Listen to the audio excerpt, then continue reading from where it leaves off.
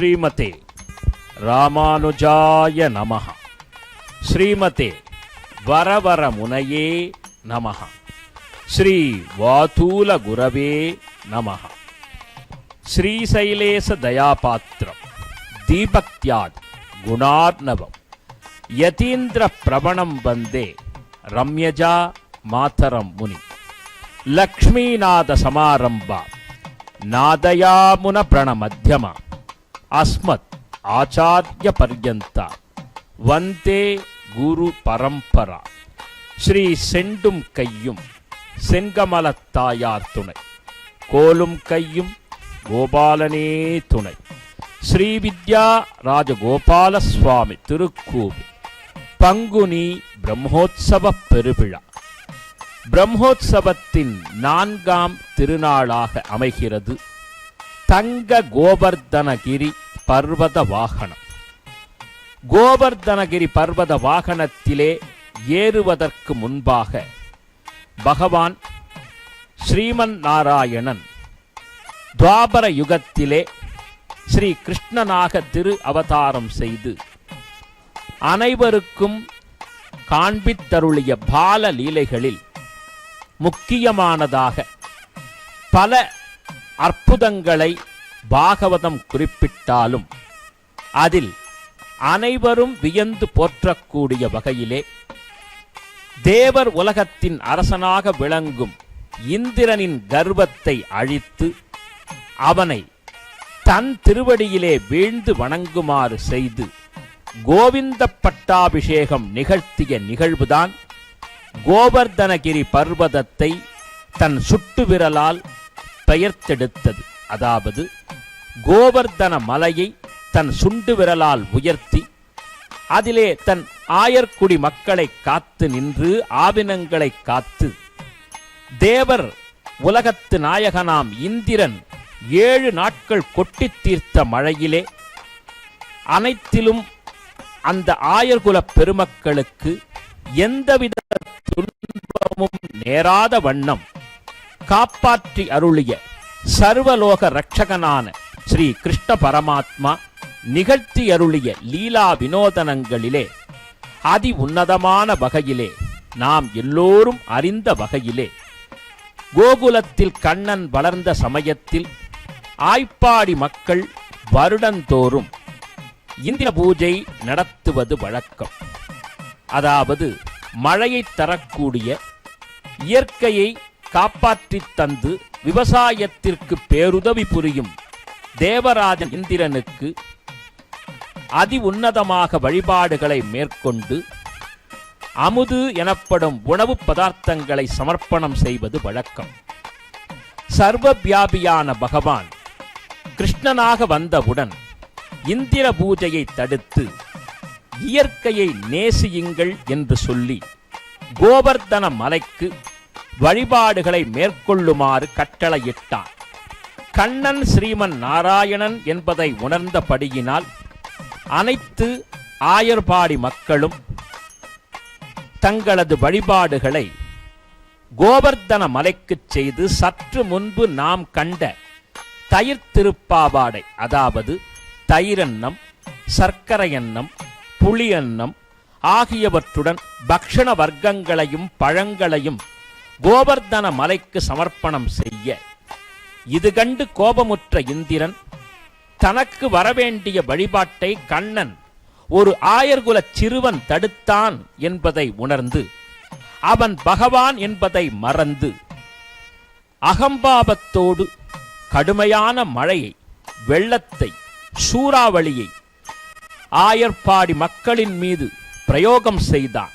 வருண பகவானும் வாயு பகவானும் கடுமையாக தங்கள் சக்தியை நிரூபணம் செய்து அந்த ஆய்ப்பாடியே மூழ்கிவிடுமோ என்று பயப்படும் அளவுக்கு இயற்கை சீற்றத்தை ஏற்படுத்த ஸ்ரீமன் நாராயண சரணவு சரணம் பிரபத்யே ஸ்ரீமதே நாராயணாய நமஹா என்று சொல்லி ஆயர்குல மக்கள் கண்ணனெம்பெருமானின் திருவடியை சரணாகதி செய்ய கிருஷ்ணன் தன் சுட்டு விரலால் கோவர்தன மலை உடையாக பிடித்து நின்றான்.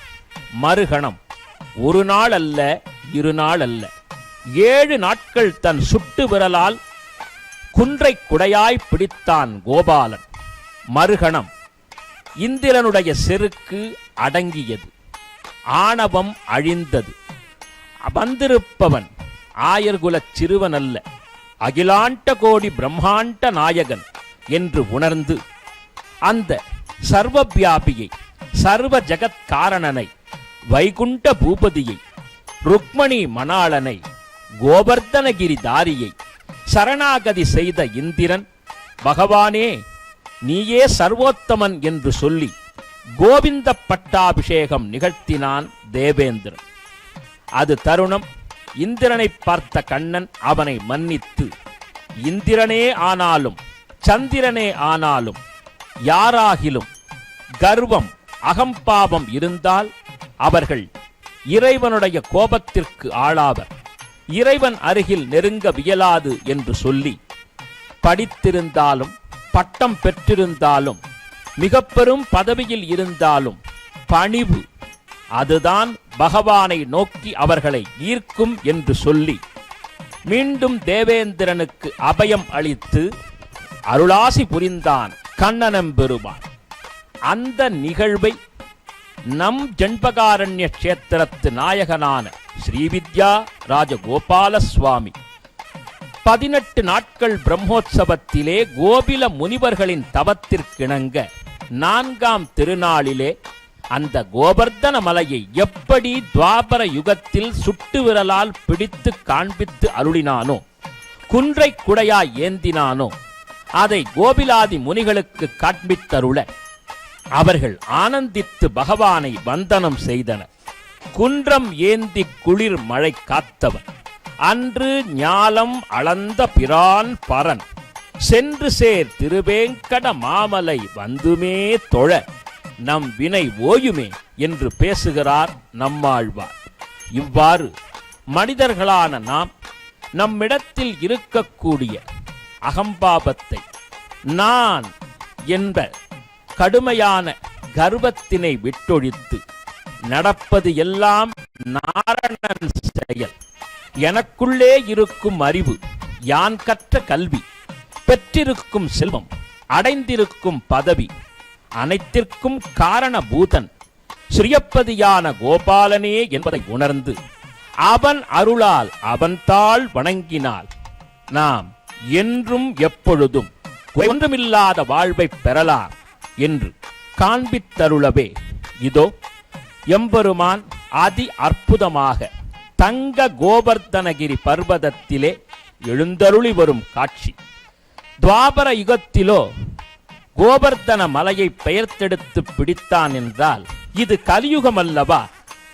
தன்னை சரண் அடைபவர்களுக்கு பொன்னை போன்ற வாழ்வை தருவேன் என்று காண்பிப்பதற்காகவே கோவர்தன மலையை தங்க கோவர்தன மலையாக உருமாற்றி அருளுகிறானோ இந்த எம்பெருமான் என்று நினைக்கத்தக்க வகையிலே குன்றினால் குடை கவித்ததும், கோலக்குறவை கோத்துவும், குடமாட்டும் கன்றினால் விளவு எரிந்ததும், காலால் காளியன் தலை மிதித்ததும், முதலாவென்றி சேர் பிள்ளை நல் விளையாட்டாம் அனைத்திலும் அங்கு என் உள்ளம் உள்குளிர ஒன்றும் கண்டிட பெற்றிலேன், அடியேன் காணுமாறு இனி உன்னெனில் அருளே என்று குலசேகர பெருமாள் திருமொழியில் சாதித்து அருளுமா போலே எம்பெருமானுடைய அதி அற்புத தோற்றத்தை காணுங்கால் இந்த கோவர்தனகிரி தாரியை, கோபிலாதி முனிகள் துதித்த சர்வோத்தமனை நாமும் ஒவ்வொரு நாளும் நினைத்து துதித்தால் நம் வாழ்விலே வரக்கூடிய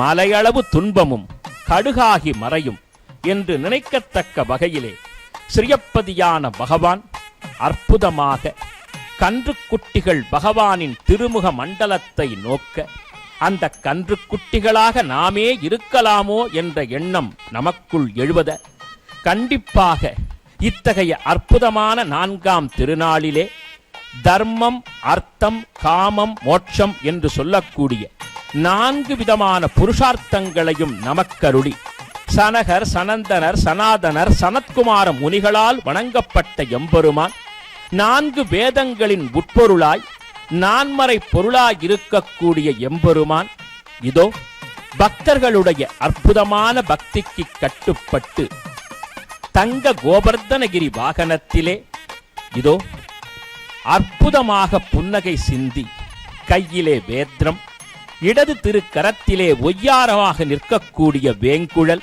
இடுப்பிலே அசையும் சாபிக்கொத்து, சிரசிலே சாயக் கொண்டை, திருநாசியிலே நாசிகா பரணம், அற்புதமயமான திவ்ய பீதாம்பரம் என்று பகவான் பாதாதி கேசபர்யந்தம் தன் பேரொளி பிரகாசத்தை காண்பித்தருளி, இரவிலே 1000 முழு நிலவு எழுந்ததோ இந்த எம்பெருமானை தரிசிக்குமா எண்ணத்திலே கண்ணனெம்பெருமானுடைய கவில்மிகு காட்சியை நம் சிடிஎன் தொலைக்காட்சி பாங்காக பக்குவமாக பக்தியுடன் நம் இல்லத்திலே உள்ளத்திலே பதிவு செய்கிறது.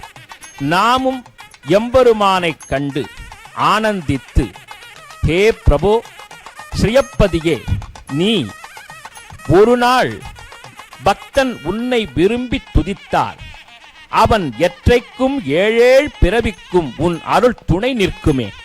அதுபோலே அன்று 7 நாட்கள் நீ குன்றை குடையாய் பிடித்ததனால் அந்த மலையே, கோவர்தன மலையே 7 நாட்களிலே உன்னால் தாங்கப்பட்டதனால் உன்னை 7 யுகத்திற்கும் தாங்க வேண்டும் என்று கருதி 7 மலையாக, சப்தகிரியாக, திருமலை திருப்பதியாக நிற்கிறது என்று ஆன்றோர்கள் கூறுமா போலே திருமலையப்பனாகவும் விளங்குபவன் நீயே என்று நினைக்கத்தக்க வகையிலே நாம் அந்த கண்ணனெம்பெருமானை துவாபர யுகத்தில் கூட இத்துணை அருகில் சென்று சேவிக்க இயலுமோ?